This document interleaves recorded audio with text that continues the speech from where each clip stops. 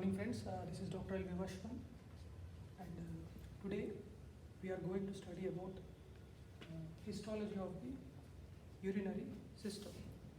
So kidneys, urinary system includes kidneys, ureters, urinary bladder and urethra. So coming to kidneys, we have a different relationship with the developmentally the kidney and the rest of the collecting part. So if we development wise if we consider the entire urinary system is actually divided into two parts. One is the collecting part and the other one being the secretory part. So the secretory part is actually including the kidneys and the functionality of kidneys called as nephrons, glomeruli, till the part of the collecting duct. From the part of the collecting duct, it includes the collecting part.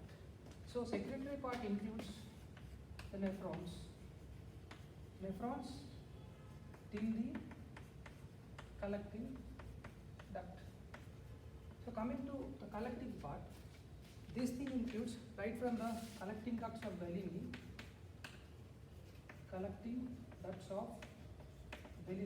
from here if we consider collecting ducts of Bellini, then to the renal, the minor calyces, then the major calyces, then the renal pelvis and the ureter and the urinary bladder till the proximal part of the urethra, everything is the collecting part. So developmentally the secretory part is major functional part. This is developed from a part called as metanephric blastema.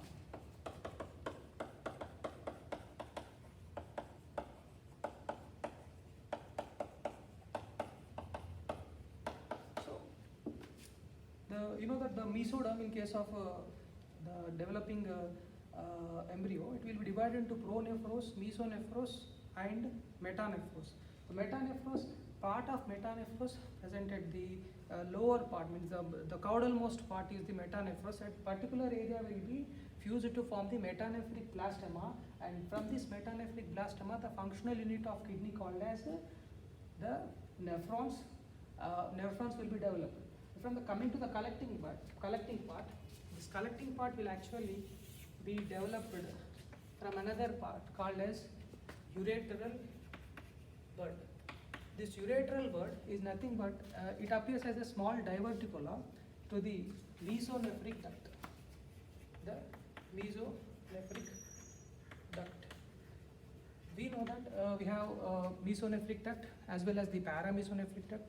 From the paramesonephric duct, the female genitalia develop. From the mesonephric duct, the male genitalia, the male genital organs will be developing. The mesonephric duct, it will project the two diverticula like structures. They are called as ureteric bud. After the mesonephric ducts use the ureteric buds, they are called as Wolffian ducts. These are called as Wolffian ducts. The mesonephric duct after being ureteric buds are known as Wolffian ducts. From these Wolffian ducts, the male genital system will be developing. Whereas the paramesonephric duct, that is called as Mullerian duct. From that, the female genital organs will be developing. So development wise, these two are distinct. Similarly, their epithelium, the covering epithelium is also different. So entire the collecting part, it is lined by the transitional epithelium. It is lined by transitional epithelium, which is also called as urothelium because it is exclusively restricted to the urinary system.